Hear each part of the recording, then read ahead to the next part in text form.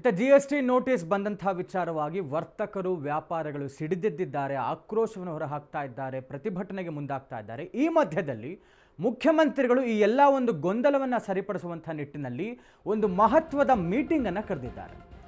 Commercial tax notice ಅನ್ನು ವಿರೋಧಿಸಿ ಪ್ರತಿಭಟನೆಗೆ ಮುಂದಾಗ್ತಾ ಇರುವಂಥದ್ದು ವ್ಯಾಪಾರಿಗಳು ಇವತ್ತು ವ್ಯಾಪಾರಿಗಳ ಸಭೆಯನ್ನ ಕರೆದಿದ್ದಾರೆ ಮುಖ್ಯಮಂತ್ರಿ ಸಿದ್ದರಾಮಯ್ಯ ಅವರು.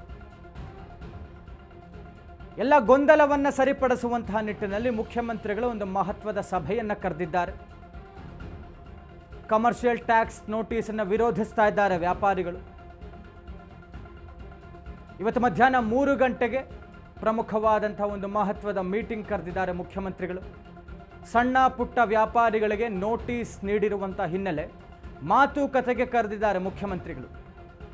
GST ನೋಟಿಸ್ ನೀಡಿರುವಂತಹ ಸಂಬಂಧ CM ಜೊತೆ ಚರ್ಚೆ ಮಾಡಲಾಗುತ್ತೆ. ಸಣ್ಣ ಪುಟ್ಟ ವ್ಯಾಪಾರಿಗಳ ಜೊತೆ CM ಸಿದ್ದರಾಮಯ್ಯ ಚರ್ಚೆಗೆ ಮುಂದಾಗ್ತಾ ಇದ್ದಾರೆ. ಸಭೆಗೆ ಅಧಿಕಾರಿಗಳು ಹಾಗೂ ಸಂಘ ಸಂಸ್ಥೆಗಳಿಗೂ ಕೂಡ ಆಹ್ವಾನ ಕೊಡಲಾಗಿದೆ.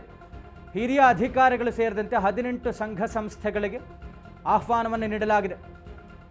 ಈ ಒಂದು ಟ್ಯಾಕ್ಸ್ ನೋಟಿಸನ್ನು ವಿರೋಧಿಸಿ ಪ್ರತಿಭಟನೆಗೆ ಮುಂದಾಗ್ತಾ ಇರುವಂಥದ್ದು ಇದೇ ವಿಚಾರವಾಗಿ ವ್ಯಾಪಾರಿಗಳ ಸಭೆಯನ್ನು ಕರೆದಿದ್ದಾರೆ CM ಸಿದ್ದರಾಮಯ್ಯ ಅವರು.